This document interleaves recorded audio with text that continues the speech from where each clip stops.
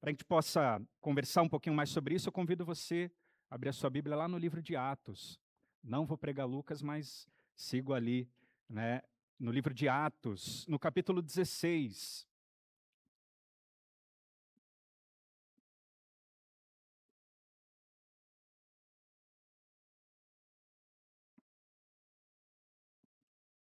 Atos capítulo 16, a partir do verso 16, farei a leitura até o verso 34. A palavra de Deus diz assim: certo dia, indo nós para o lugar de oração, encontramos uma escrava que tinha um espírito pelo qual predizia o futuro. Ela ganhava muito dinheiro para os seus senhores com adivinhações. Essa moça seguia Paulo e a nós, gritando: esses homens são servo do Deus Altíssimo, eles anunciam o caminho da salvação. Ela continuou fazendo isso por muitos dias. Finalmente, Paulo ficou indignado. Voltou-se e disse ao espírito: em nome de Jesus eu lhe ordeno que saia dela. E no mesmo instante o espírito a deixou. Percebendo que a sua esperança de lucro tinha se acabado, os donos da escrava agarraram Paulo e Silas e os arrastaram para a praça principal, diante das autoridades, e levando-os aos magistrados, disseram: esses homens são judeus e estão perturbando a nossa cidade, propagando costumes que a nós romanos não é permitidos aceitar nem praticar.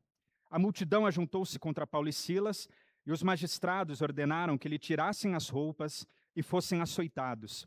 Depois de serem severamente açoitados, foram lançados na prisão. O carcereiro recebeu instruções para vigiá-los com cuidado. Tendo recebido tais ordens, ele os lançou no cárcere interior e lhes prendeu os pés no tronco. Por volta da meia-noite, Paulo e Silas estavam orando e cantando hinos a Deus. Os outros presos os ouviam. De repente, houve um terremoto tão violento que os alicerces da prisão foram abalados. Imediatamente, todas as portas se abriram e as correntes de todos se soltaram. O carcereiro acordou e, vendo abertas as portas da prisão, desembaiou-se a espada para se matar, porque pensava que os presos tivessem fugido. Mas Paulo gritou: não faça isso, estamos aqui. O carcereiro pediu luz, entrou correndo e trêmulo.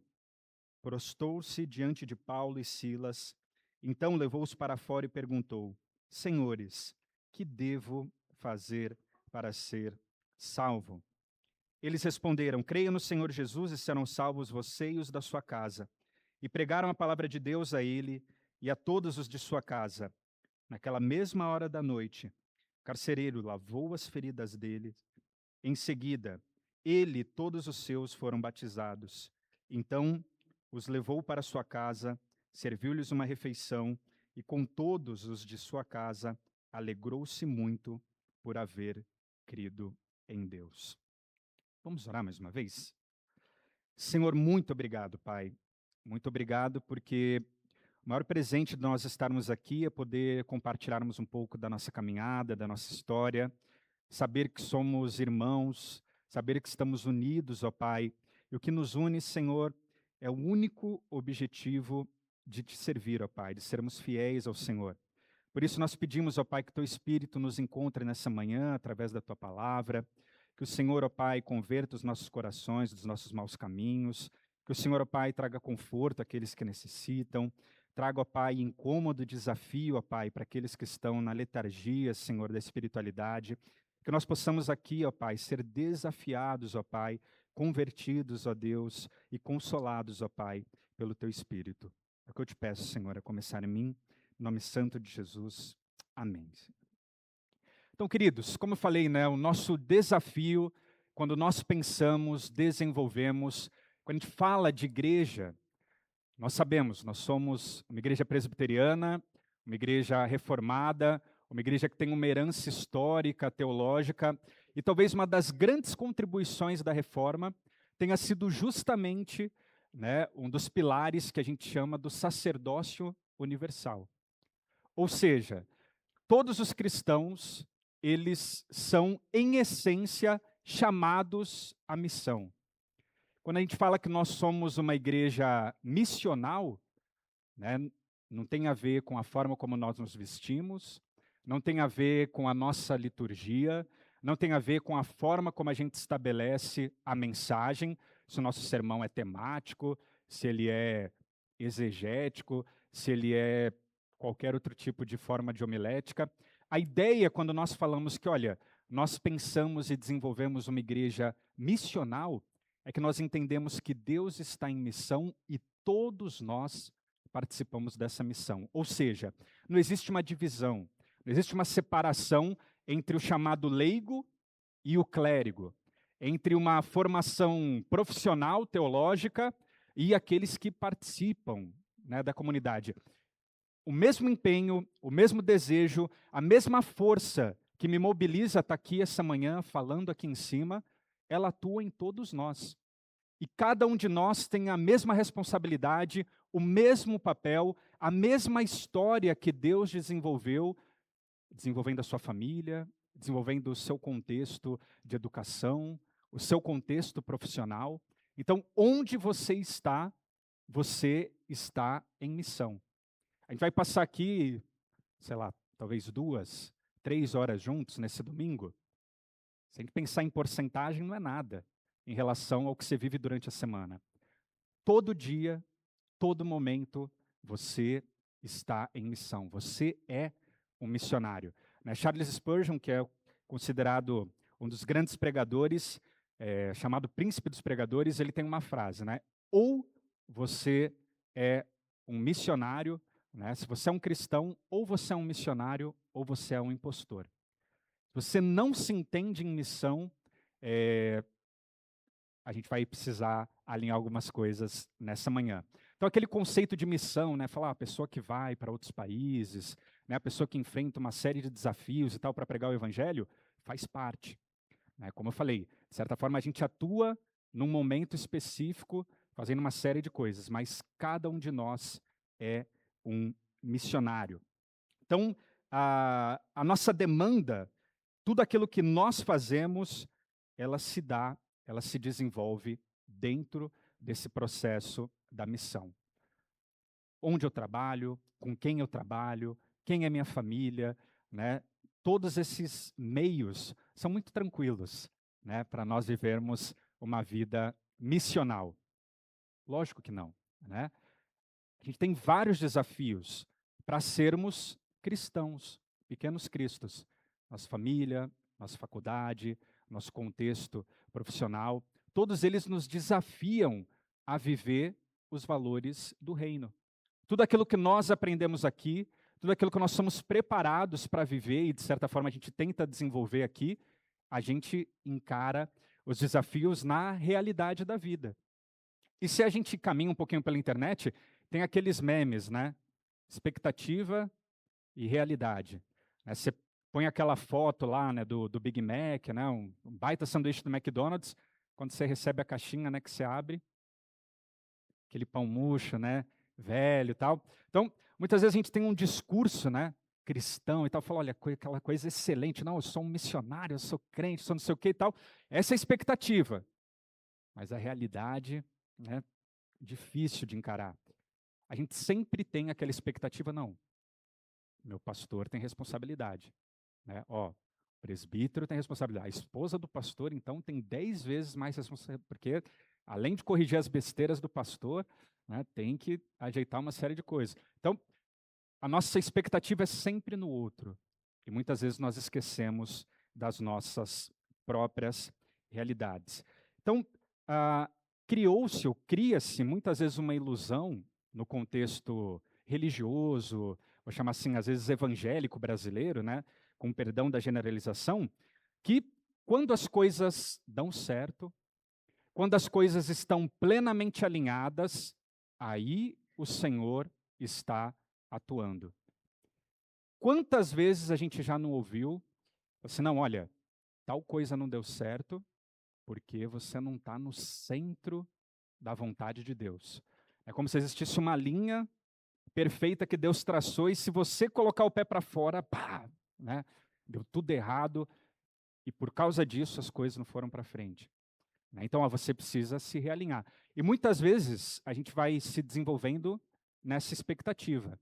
Né? Olha, meu emprego agora não é muito bom, mas quando eu alcançar aquele emprego, aí você vai me ver na missão. Aí, pastor, pode contar com aquela oferta, pode contar com aquele dízimo, porque agora eu sou missionário, porque eu estou naquele emprego legal. Agora eu estou solteiro, estou na fase de viver a vida. Mas quando o Senhor me der uma família, quando vier aquela esposa, aí a gente vai se engajar na missão. Aí eu vou ter uma família missional e tal. E a gente sempre tem aquela expectativa, né, de olha, quando acontecer tal coisa, aí sim eu vou fazer. Meus queridos, não é quando, é hoje, agora. O Senhor te chamou, o Senhor te preparou, o Senhor tem desenvolvido a sua história até agora. Então a gente não precisa de um momento, de uma expectativa. Nós precisamos sempre enxergar, desenvolver. Nosso coração precisa vibrar por isso. Né? Eu tinha um professor, tinha não, né, que ele ainda está, né, entre nós, mas ainda continua sendo meu professor, né, que a gente está junto no doutorado, mas ele falava, né, se um dia vocês perderem a expectativa de terem um encontro com o Espírito Santo, quando a comunidade se reúne, vai fazer outra coisa. Lógico, a gente tem essa expectativa no domingo de estarmos aqui, celebrarmos, estarmos juntos, mas esse é o nosso desafio todo dia. De que maneira eu, como cristão, posso transformar a nossa realidade? Seja no trabalho, seja na minha família, seja na minha escola, seja no contexto onde eu estou inserido. Mas, pastor, você não conhece. Você não conhece a minha família. Você não conhece a minha escola. Nossa, meu trabalho é um desafio. Eu sei que é. E foi para isso que nós fomos chamados. E é para isso que você é preparado. Queridos, o nosso texto, ele tem uma construção maravilhosa, a gente vai conversar um pouquinho sobre isso. Mas o ideal seria que nós tivéssemos feito a leitura desde o início do capítulo 15, né, tivéssemos desenvolvido até a chegada dessa narrativa. Mas o capítulo 15 é um dos capítulos mais importantes, não só do livro de Atos, mas de toda a história da formação do cristianismo. É no capítulo 15 de Atos, no capítulo anterior, que nós temos o chamado Concílio de Jerusalém. Então, todos os evangelhos, né, contando ali, narrando a história de Jesus, acontecem ali na região da Judéia, Galileia, até Jerusalém. Quando Jesus é assunto aos céus, ele fala para os seus discípulos, olha, agora vão, façam discípulos de todas as nações, né, Judéia, Samaria, até os confins da terra, o que é um grande problema, né, porque o judeu não quer se relacionar com todas as nações. Então, esse é o desafio da igreja que é narrado ali, né, no início no início do livro de Atos, e a ação do Espírito Santo vai saindo fora de controle, né? A galera está se reunindo em Jerusalém, daqui a pouco aparece crente em Antioquia, daqui a pouco aparece crente em outras cidades, e o pessoal começa a falar, meu, como que a gente vai organizar isso aqui? Então tem uma hora que os líderes da igreja em Jerusalém falam assim, olha, a gente não vai ser um judaísmo 2.0. Então, o que é ser cristão? A gente crê nisso, nisso, nisso, nisso e naquilo. Então, como que a gente vai fazer agora? Ó, a gente vai escolher os 2 melhores que nós temos para caminhar nas igrejas, nas comunidades que se formaram, para explicar aquilo que nós cremos. Quem são os melhores? Lucas fala assim, não. Paulo e Barnabé. Fechou? Esses são os homens mais íntegros, né? Barnabé, o apelido dele era Paráclitos, né? O Consolador, o Espírito Santo. Então, Barnabé e Paulo vão para as igrejas e tal. Próximo evento, Barnabé e Paulo quebrando o pau. O nosso narrador de Atos, infelizmente, não era um cara meio fuxiqueiro, né? Não era Léo Dias, não tinha essa expectativa. Então, a gente não tem muito do porquê que eles brigaram, mas segue Barnabé e Marcos para a região de Chipre, e Paulo escolhe Silas, depois se juntam Timóteo, o próprio Lucas, né? E seguem para a região da Ásia Menor. E é muito interessante que, se nós lermos os versículos anteriores, essa comitiva, né, Paulo, Silas, Timóteo, Lucas e tal, eles tentam caminhar para várias cidades para pregar o evangelho, ou seja, a disposição deles é excelente, nós queremos pregar a palavra, eles tentam caminhar em várias cidades, entrar por vários lugares e dá tudo errado. Até que Paulo dorme, tem um sonho, né, um varão macedônico, passa aqui e tal, e eles acordam e falam, o Senhor está nos mandando para Macedônia, vão para Macedônia, e aí quando eles chegam na região de Filipos, a primeira pessoa que eles pregam, pum, Lídia se converte. montada no dinheiro, fala, ó, vocês são fera, fica aqui que eu vou bancar tudo, e aí, enquanto vocês estiverem por aqui, vai pregando, e a galera vai pregando, e a galera se converte, e fala, meu Deus está fazendo, que coisa maravilhosa. Até que um dia, como a gente vê no nosso texto, né, certo dia, eles estão fazendo o que eles fazem sempre, indo para o lugar de oração, e olha que situação, no mínimo, esquisita. Aparece uma moça que seguia Paulo e a nós, gritando: esses homens são servo do Deus Altíssimo e lhes anunciam o caminho da salvação. Os caras não precisam nem pregar. Que coisa maravilhosa, né? Paulo e aqueles homens estão caminhando e a moça está lá anunciando: ó, esses caras aqui, ó, tá vendo? São servos do Deus Altíssimo. Vocês querem saber como ser salvo? Eles anunciam o caminho da salvação. Isso vai enchendo o coração de Paulo de raiva. Imagina aquela mulher falando, falando, falando, falando. E onde eles pisam, Paulo quer começar uma conversa. Pô, tudo bom? E aí, como é que foi o jogo? A Palmeiras perdeu ontem. Pô, triste, tal, não sei o que e tal. Então, aí a mulher vem, esses caras são servos do Deus Altíssimo. Cara, a ponto que Paulo, esse termo, né, ele se indigna no coração. E fala, meu, sai espírito, né? Livra essa mulher e tal. A gente está falando de um milagre, né? A mulher era possessa de um espírito imundo, escrava de um espírito, né? E esse cara faz um milagre ali, né? Ele faz um, como que fala quando o demônio mora? Obrigado. Ele faz um exorcismo. E aí, pô, vamos aplaudir, né? É o que o pessoal faz hoje nas igrejas, né? Chama o demônio, vamos exorcizar, aqui a galera aplaude. Meu, tapa na orelha, né? Os caras ficam muito bravos porque aqueles homens fazem aquilo. E eles são arrastados para as autoridades, e aí, aquilo que estava lá em cima, né? Lídia se convertendo, dinheiro caindo na conta, tá, óbvio que eles não estavam preocupados com isso, né? A coisa tudo dando certo, pô, estamos onde Deus mandou que a gente estava. A coisa faz assim, né? Pum, pum, pum, pum, pum, pum, pum.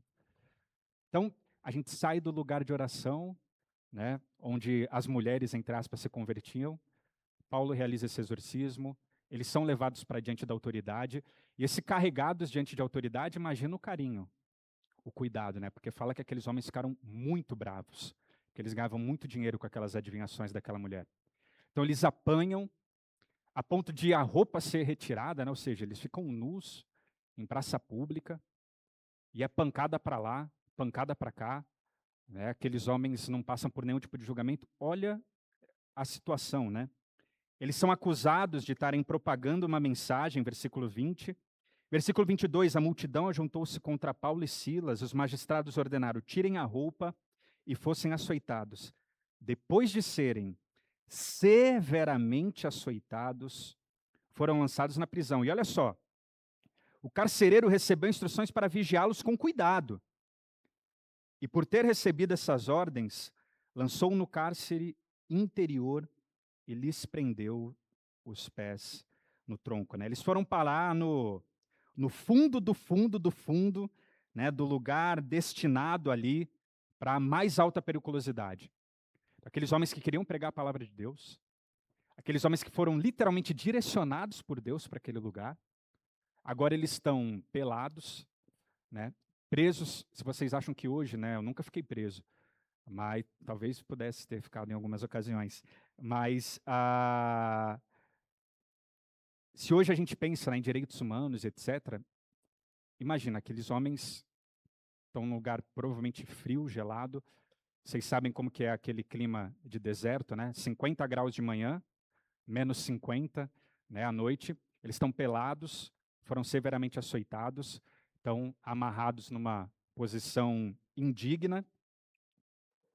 Queridos, a primeira coisa que eu gostaria que você guardasse essa manhã, a missão, quando nós nos entendemos dentro do contexto da missão, a missão nos conduz a lugares inesperados.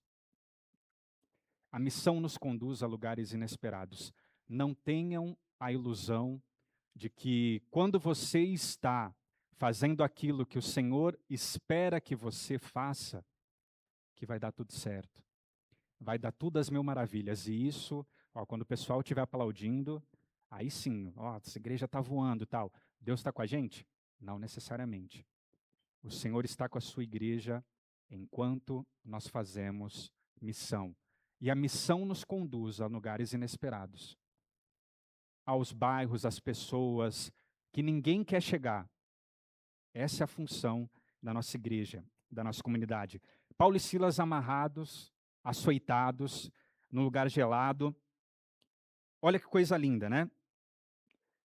Por volta da meia-noite, Paulo e Silas estavam orando e cantando hinos a Deus, e os outros presos os ouviam. Queridos, por que vocês acham que Lucas descreveu esse por volta da meia-noite, Paulo e Silas estavam orando e cantando hinos e tal? Aí o pessoal olhou para o relógio e falou: opa, meia-noite, está na hora de a gente cantar e tal. Nem existia relógio naquele tempo. Tudo que está registrado tem um porquê. Lembrem-se, né? Naquele período, 18 horas começou a escurecer, começou a noite. Meia-noite é o auge da escuridão. É o ápice. O que ele está falando para a gente? Galera, até me arrepia. O sol não vai nascer agora. Esses caras ainda vão sofrer pra caramba, né? Eles estão no ápice do sofrimento. E o mais legal, quando fala que Paulo e Silas cantavam hinos, né, cantando e orando, é uma construção no original de continuidade. Ou seja, eles estavam fazendo aquilo, né, no momento de maior agonia. E aí a sugestão, né, que eu tenho, às vezes a gente pensa, mas tá, o que Paulo e Silas estavam cantando? Né? Essa estrutura, ela só aparece, ela só é reproduzida no contexto da Septuaginta, que é a tradução do Antigo Testamento para o grego, no Salmo 46. Parabéns para o seminarista Juliano, né, que fez a lição de casa na liturgia. Então, olha o que Paulo e Silas provavelmente estavam cantando. Deus é nosso refúgio, a nossa fortaleza, auxílio sempre presente na adversidade. Por isso, não temeremos. Ainda que a terra trema e os montes afundem no coração do mar, ainda que estrondem as suas águas turbulentas e os montes sejam sacudidos pela sua fúria, há um rio cujos canais alegram a cidade de Deus, o santo lugar onde habita o Altíssimo. Deus nela está, não será abalada. Deus vem em seu auxílio desde o romper da manhã. Nações se agitam, reinos se abalam, ele ergue a voz, a terra se derrete. O Senhor dos exércitos está conosco. O Deus de Jacó é a nossa torre. Venham, vejam as obras do Senhor, seus feitos estarrecedores na terra. Ele dá fim a guerras até os confins da terra, quebra o arco, despedaça a lança, destrói os escudos com fogo. Parem de lutar. Saibam que eu sou Deus. Aquietai-vos e sabei que eu sou Deus. Eu serei exaltado entre as nações, serei exaltado na terra. O Senhor dos exércitos está conosco. O Deus de Jacó é a nossa torre segura. Meus irmãos, Paulo e Silas não estavam cantando que a vitória tem sabor de mel, né? Quem te vê passar na prova e não te ajudou, quando vê receber a bênção. Paulo e Silas estavam cantando lamentos, canções de lamento, salmos de lamento. O que eram salmos de lamento? Salmos de lamento é quando a gente consegue enxergar para a nossa realidade, ver que a coisa está muito complicada, mas que Deus permanece sendo Deus. Ele vem em nosso auxílio. Eles creem nisso. Ou seja, quando fala que eles já estavam atuando nisso, né, provavelmente desde o início, né, da noite, eles ainda seguem na expectativa de que até o amanhecer, Deus está conosco. Nós estamos aqui, eu sempre tento pensar, né? O que não passou na cabeça de Paulo? Gente, Paulo e Barnabé eram amigos. Paulo e Barnabé eram irmãos. Igual eu e Laci. Pessoas que se amam. Quando ninguém acreditava em Paulo, Barnabé abraçou Paulo. Falou, não, Paulo, eu garanto. Esse cara aqui vale a pena, vamos investir nele. Quando as pessoas tinham dúvida, Barnabé falou, ó, esse é meu brother, ele vai caminhar comigo. Né? Barnabé garantiu Paulo. Eu imagino quando eles quebraram Paulo, Paulo pensando, meu, por que eu quebrei o pau com Barnabé? Eu estou aqui preso agora, aqui. Trouxe Silas ainda para ser enrascada. Silas moleque, né? Por que esse cara, por que eu fiz com essa molecada? Meu pai do céu. Barnabé, onde é que está o Barnabé? Barnabé está bem, não devia ter quebrado o pau com ele. Todas as coisas que passam na nossa cabeça, né? Quando as coisas começam a dar errado. Como que a gente vai ajeitar isso aqui, né? Eu acho muito linda a construção do versículo, porque fala que os outros presos os ouviam. Esse ouvir não é um ouvir de escutar, é um ouvir de uma dimensão de deslumbre com aquilo que aqueles homens estavam fazendo. Igual eu falei, vocês imaginam que hoje é ruim uma cadeia? Imagina naquele tempo. Vocês conseguem imaginar o que está acontecendo aqui? Um lugar onde a galera normalmente está acostumada a ouvir grito, tortura, todo tipo de palavrão, todo tipo de maldição, todo tipo de escárnio. Eles estão ouvindo pessoas clamando a presença de Deus, reconhecendo todas as injustiças que eles sofreram, que são injustiças, que é o que a gente vê no final do texto, que eles foram injustiçados, mas que Deus permanece sendo Deus. Vocês imaginam, será que Paulo não falou assim, cara, será que eu ouvi errado? Imagina eu e você, se a gente tem uma dificuldade, não sei o que eu vou fazer da vida. Vou dormir, eu tenho um sonho e Deus fala comigo. Foi isso que aconteceu com Paulo. Deus falou para Paulo ir para aquele lugar. Será que não passou na cabeça de Paulo, será que eu ouvi errado? Macedônia e era Pinassununga? Será que eu não ouvi? Era alguma coisa, eu estou no lugar errado. Todas as dúvidas, né, passam no nosso coração. Eles estão aqui clamando. Eu gosto muito daquele filme A Vida é Bela. Se você não assistiu esse filme ainda, né, não passe por essa vida sem essa experiência. E tem uma cena que, para mim, assim, o filme já podia acabar ali, né?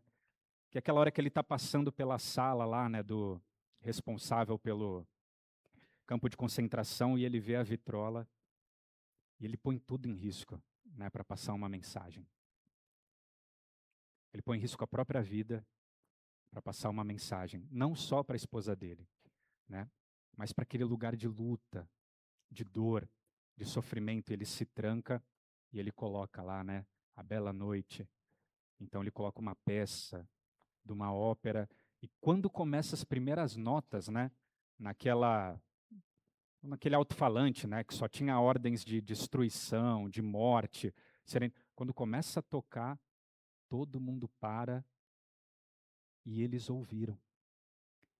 Esse momento de vislumbre daquilo que Deus está fazendo. E da mesma forma que acontece no Salmo 46, né, por isso que tem essa relação, que as estruturas tremem, o Senhor age naquele lugar. O Senhor age naquele lugar. Queridos, além da missão nos levar para lugares inesperados, a gente precisa ter a dimensão e a certeza que Deus é especialista em transformar lugares onde o caos está estabelecido. Porque por volta da meia-noite, Paulo e Silas orando e cantando, e os outros presos ouviam, de repente, houve um terremoto tão violento que o alicerce da prisão os alicerces foram abalados. Imediatamente todas as portas se abriram, a corrente de todos se soltaram.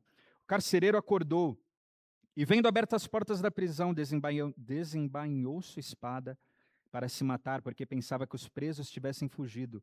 Paulo gritou: "Não faça isso! Estamos todos aqui." Meus queridos, eu gosto da Bíblia porque a Bíblia não tem meias palavras, assim, né? Não fica de historinha.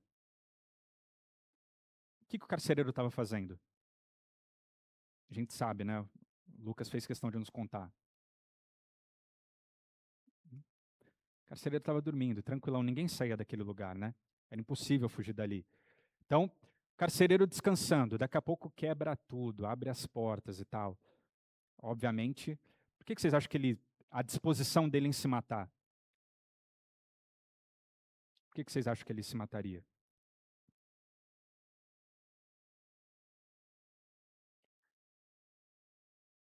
Com certeza, a morte dele ia ser muito pior, né? A condenação dele seria muito pior, ele sofreria muito mais do que o que aconteceu, do que, né, ele cessar a própria vida. Né? E aí Paulo, opa, então imagina, de uma hora para outra, o caos, a confusão que aconteceu. Né? Beleza, entraram dois malucos aqui que desde que chegaram estão cantando, do nada, meu, é coisa tremendo para lá, é porta estourando para cá, o cara que estava dormindo acorda naquele sopetão e fala, meu Deus, todo mundo foi embora, eu preciso encerrar isso aqui, que senão a casa vai cair para o meu lado. Meus queridos, o Senhor é especialista em transformar lugares caóticos por ordem no caos, através da palavra. Eu sei que o seu trabalho não é o lugar ideal. Eu sei que sua família, né, não é a família ideal. Relação de pais e filhos, filhos e pais, irmãos, cônjuges, né? Eu sei que os desafios são grandes. Contexto universitário, né, dentro da escola, as pressões, as demandas, né? Os lugares que a gente frequenta, academia, clube, são lugares complexos para nós manifestarmos, né? Acho muito legal que tem muitos lugares que tem até aquela sugestão, né, de melhorias, tem aquelas caixas de sugestão. Eu já tive a ilusão de falar assim, não, eu vou ajudar aqui, os caras não estão vendo tal coisa, né? Tal. Normalmente não muda nada, né? Mas o Senhor, ele é especialista em trazer ordem ao caos da nossa vida, da nossa existência. Olha que coisa maravilhosa, aquele cara pronto para se matar, né? Uma atitude impensada, incalculada. Ninguém chega no trabalho, né, pensando, ó, vou me matar antes do final do dia, né? Então, naquele desespero total, vem uma palavra de Paulo, né? E eu acho maravilhosa. Não vem um versículo, né? Não faça isso. Relaxa, cara. Tá todo mundo aqui. Quantas pessoas, queridos, não estão desesperadas, esperando uma palavra, esperando um ombro para aliviar, esperando alguém que está disposto a ouvir, alguém que está disposto a, opa, oh, calma, relaxa, tem lugar de acolhimento, né, tem lugar de paz, tem lugar de relacionamento. Cara, eu já caminhei essa caminhada, eu já cheguei nesses pontos, não é fácil, mas vem comigo, vamos caminhar. Quantas pessoas no seu dia a dia não precisam dessa palavra de consolo, de alívio? No meio do caos da vida, alguém que traz um ponto para que se estabeleça. Eu acho maravilhosa a atitude do carcereiro. Pede luz, entrou correndo e trêmulo, prostrou-se diante de Paulo e Silas, levou-os para fora e perguntou: Senhores, o que eu devo fazer para ser salvo? Se alguém chega para você e pergunta: o que eu preciso fazer para ser salvo? Espera aí, calma aí, vou ligar para o Laci. Ô, pastor, reverendo, isso, me passa o número daquele rapaz lá que você falou, isso, seu amigo, é. O que a gente precisa fazer para ser salvo?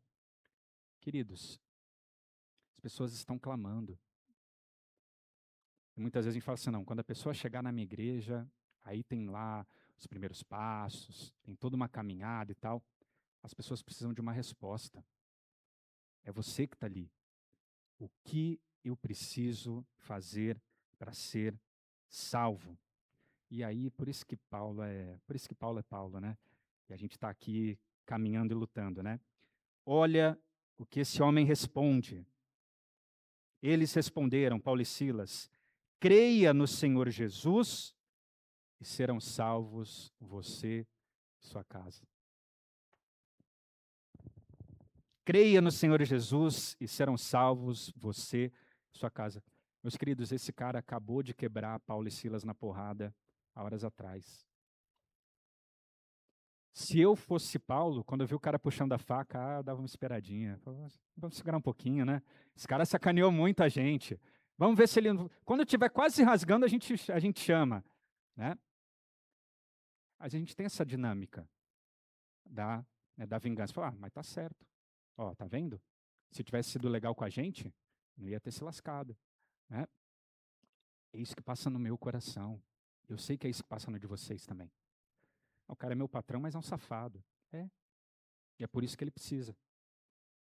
Ah, mas ele não vai me perguntar de ser salvo, Lucas. Não pergunta, não tem problema. Organiza o caos da sua empresa e as perguntas vão começar a surgir, né? Organiza o caos na família, as perguntas vão começar a surgir. Queridos, quantas regras, quantos dogmas, quantas críticas Paulo e Silas não poderiam ter feito para esse cara? Primeiro o seguinte, né? Ó, sai do teu emprego, que carcereiro não é emprego de crente. Para de bater nas pessoas. Eu vi que você falou um palavrão ali quando você foi bater a grade ali. Pode parar com isso.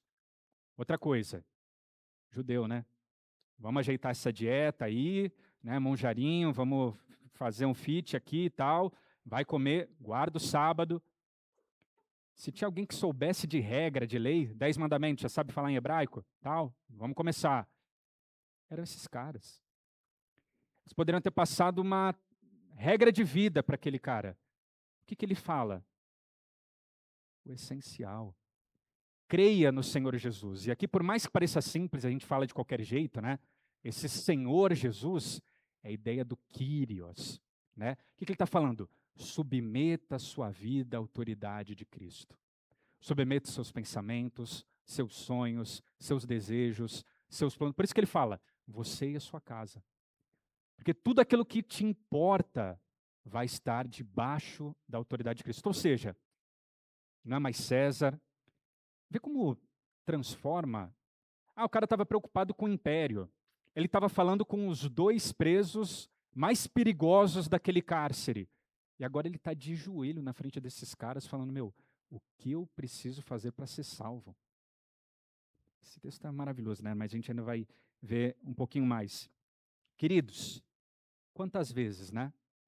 Nós não achamos que organizar o caos da nossa história, por regras, dogmas, a boa teologia, às vezes até a boa teologia reformada, etc.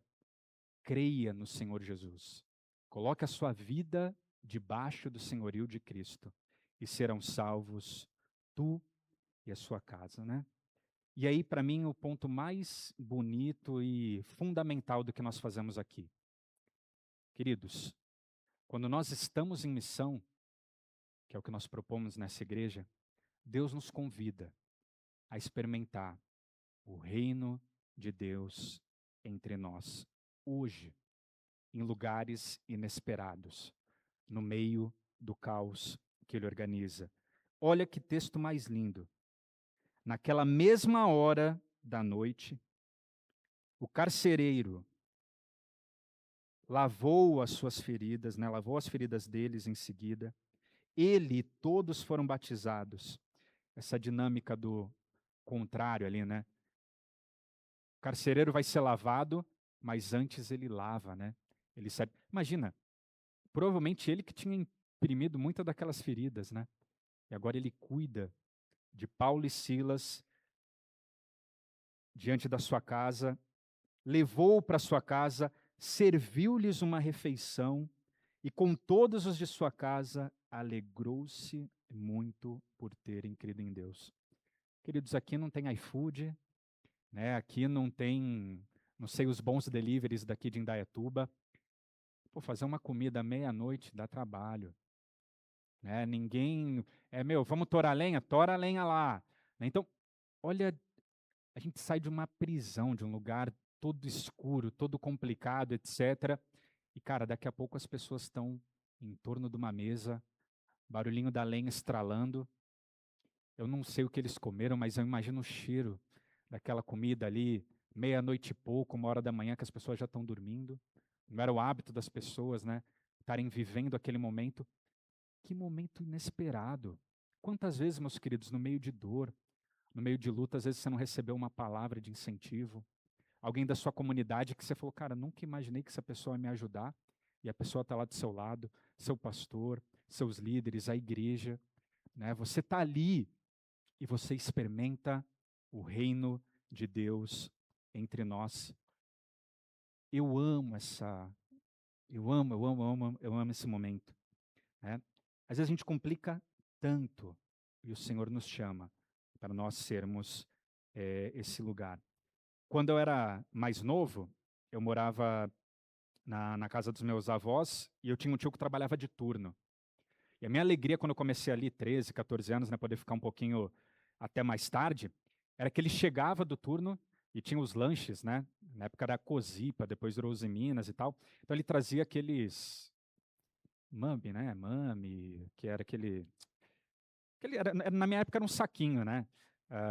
Trazia um monte de mame, aí às vezes trazia sanduíche, um monte de coisa, mas muitas vezes ele não trazia nada e a gente fazia um mexido, que aquele é o melhor prato da culinária brasileira, né? Você pega tudo que tem na sua geladeira, põe dentro de uma panela, quebra uns ovos, põe mortadela, põe queijo, põe o que tiver lá, o soborô de tudo. E, meu, eu lembro daquele cheiro, né? 1h pouco da manhã, 2 horas, a gente fazendo. E aí a gente sentava, conversava, ele me falava como é que foi o turno, a gente batia papo, né? Meu pai também, na época, começo do UFC, né? Gostava de fazer sanduíche de sardinha, imagina, no meio da madrugada. A gente tacava óleo na frigideira, jogava a sardinha lá, eu sinto o cheiro, né? Vem a memória. E Paulo e Silas ali, o cara que tinha sido o mais cruel de todos. Gente, um judeu não senta na mesa de uma pessoa que não é judia, né? Então, assim, aquilo que eles planejaram lá no capítulo 15, não, olha, vocês vão fazer umas visitas protocolares na igreja. Eles estão vivendo a missão. Ali eles estão sendo missão, junto com aquele homem, né? Que começa batendo, termina lavando, termina cuidando, enquanto também é batizado, enquanto também é transformado. E eu acho esse final, por isso que o Lucas é excelente, né? Alegrou-se muito por terem havido crido em Deus. Queridos, se você está nessa igreja, nessa comunidade, e você não experimenta, né, a alegria de ter esse caos transformado, essa vida restaurada, experimentar o reino de Deus aqui, é para isso que a gente está aqui, né? É por isso que a gente não vai trocar esse espaço por um supermercado. É por isso que nós precisamos desse lugar, porque o reino de Deus se manifesta através da vida de cada um que entra aqui. Nós cremos que a sua história importa. Ah, mas a minha história é complicada. Eu sei que é. A minha também é, né?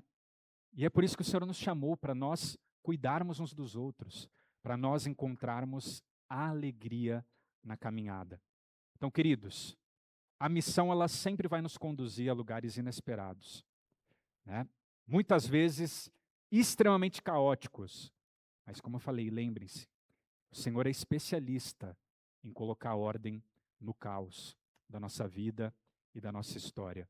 Mais do que isso, é quando nós estamos em missão que o Senhor nos permite vivermos, experimentarmos a alegria do reino de Deus entre nós.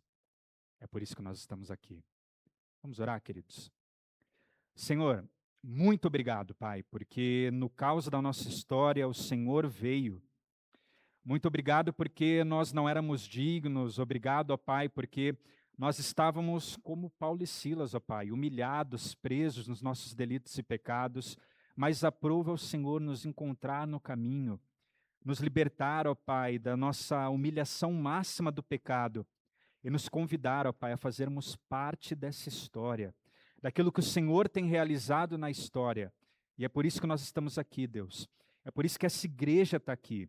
É por isso que nós nos alegramos todos os anos com a vida da Igreja Presbiteriana do Parque, com a liderança, com os pastores, com pessoas que servem, ó Pai, com pessoas que são abençoadas pela nossa igreja, Deus.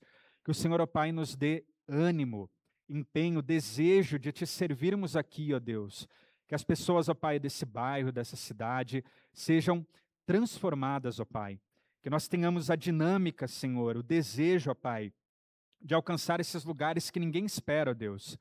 E que nós tenhamos a confiança que é o Senhor que tem nos conduzido, porque o Senhor põe ordem, ó Pai, no caos da nossa história, Deus, para que nós possamos experimentar, ó Pai, do cuidado, ó Pai, da presença do reino de Deus entre nós, através, Senhor, do nosso engajamento, daquilo que nós temos feito na missão. Que o Senhor não nos permita, ó Pai, vivermos uma vida de espectadores, ó Pai, espectadores da fé, pessoas que só, Pai, fazem número nos bancos, mas que não entendem, ó Pai, a alegria de termos sido encontrados pelo Senhor. Que o Senhor nos preencha, ó Pai, aqueles que têm sentido falta, Deus, aqueles, ó Pai, que não têm enxergado a alegria de ter um encontro com o Senhor, que esse lugar, ó Deus, que esse lugar, ó Pai, seja um lugar de transformação, seja um lugar de encontro, um lugar de cuidado, um lugar, ó Pai, onde o caos é transformado, ó Pai, naquilo que o Senhor atua na Tua igreja através da missão. Em nome santo de Jesus, a começar em mim, Senhor. Amém, Pai.